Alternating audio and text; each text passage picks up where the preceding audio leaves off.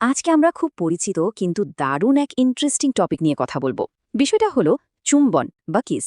কিন্তু আমরা এর এমন একটা দিক দেখব যা সাধারণত আমাদের চোখেই পড়ে না। চলুন এই সাধারণ একটা অঙ্গভঙ্গির পেছনের অসাধারণ বিজ্ঞানের জগতে ডুব দেওয়া যাক। তো প্রশ্নটা হলো, একটা চুম্বনের ভেতরে আসলে কি থাকে?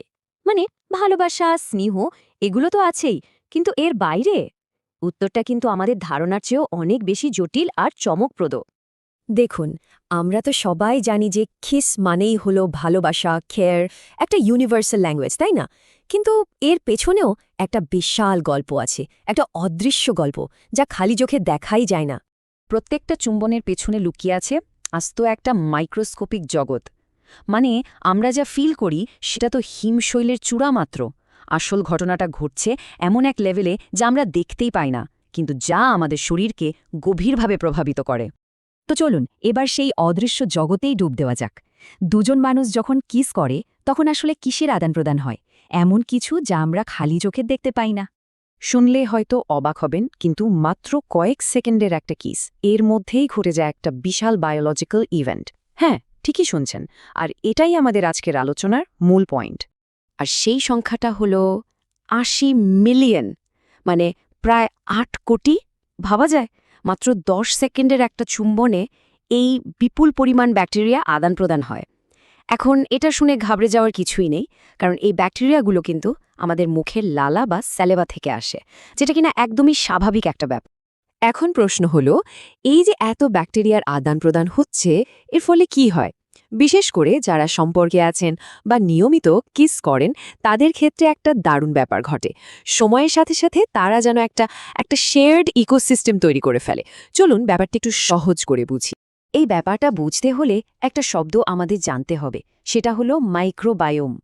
খুব সহজ করে বললে, মাইক্রোবায়োম হলো আমাদের শরীরের কোনো একটা অংশে, যেমন ধরুন মুখের ভেতরে, একসাথে বসবাস করা সমস্ত অণুজীবের একটা কমিউনিটি। অনেকটা একটা ছোট শহরের মতো, যেখানে নানা ধরনের বাসিন্দা মিলেমিশে থাকে। আর রিসার্চ কি বলছে জানেন? দারুণ ইন্টারেস্টিং একটা জিনিস। যে কাপলরা প্রায় কিস করে তাদের মুখের মাইক্রোবায়োম, মানে ওই ব্যাকটেরিয়ার কমিউনিটি, আস্তে আস্তে প্রায় একই রকম হয়ে যায়। ভাবুন তো, তাদের দুজনের মুখের ব্যাকটেরিয়ার ধরন, সংখ্যা সব কিছুতে মিল পাওয়া যায়। তারা লিটারালি একটা মাইক্রোবিয়াল জগৎ শেয়ার করতে শুরু করে। এখন ৮ কোটি ব্যাকটেরিয়ার বিনিময়ের কথা শুনে একটু অস্বস্তি লাগতেই পারে, তাই না?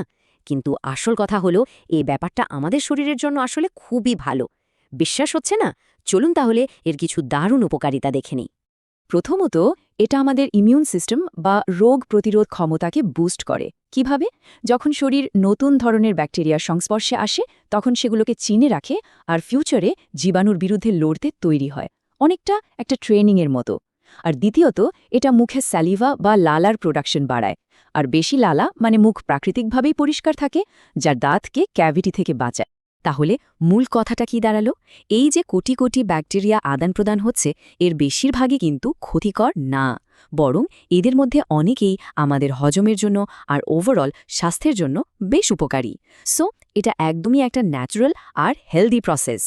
তো এতক্ষণ তো আমরা সায়েন্স নিয়ে অনেক কথা বললাম, কিন্তু ব্যাপারটা তো শুধু সায়েন্স না, তাই না?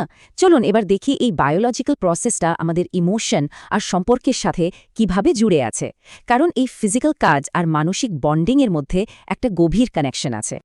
ব্যাপারটা অনেকটা একটা ইভলিউশনারি স্ট্র্যাটেজির মতো। একদিকে এই ব্যাকটেরিয়ার আদান প্রদান আমাদের শরীরকে জীবাণুর বিরুদ্ধে লড়তে আরও স্ট্রং করছে, আবার অন্যদিকে এটা বিশ্বাস আর ভরসা বাড়িয়ে আমাদের ইমোশনাল বন্ডিংকেও আরও মজবুত করছে। মানে দুজন মানুষ একসাথে মেলে শারীরিকভাবে এবং মানসিকভাবে দুই দিক দিয়ে শক্তিশালী হয়ে উঠছে। এই কথাটা দিয়ে পুরো ব্যাপারটাকে খুব সুন্দরভাবে বোঝানো যায়। একটা কিস শুধু একটা জেস্চার বা অঙ্গভঙ্গি নয়, এটা আসলে একটা বায়োলজিক্যাল এক্সচেঞ্জ, যা আমাদের বিশ্বাস, ঘনিষ্ঠতা আর আমাদের শরীরের নিজস্ব বুদ্ধিমত্তাকেই তুলে ধরে। এটা প্রমাণ করে দেয় যে আমাদের বায়োলজি আর ইমোশন কতটা ওতপ্রোতভাবে জড়িত। তাহলে শেষ প্রশ্নটা এটাই, একটা কিস কি শুধুই আবেগের প্রকাশ, নাকি প্রকৃতির এক অসাধারণ বুদ্ধিমত্তার পরিচয়? সম্ভবত উত্তরটা হলো দুটোই। কি মনে হয়, পরের বার এই খুব সাধারণ কাজটার মুহূর্তে এর পেছনের এই অসাধারণ বায়োলজিক্যাল সিম্ফনির কথাটাও হয়তো একবার ভেবে দেখতে পারেন।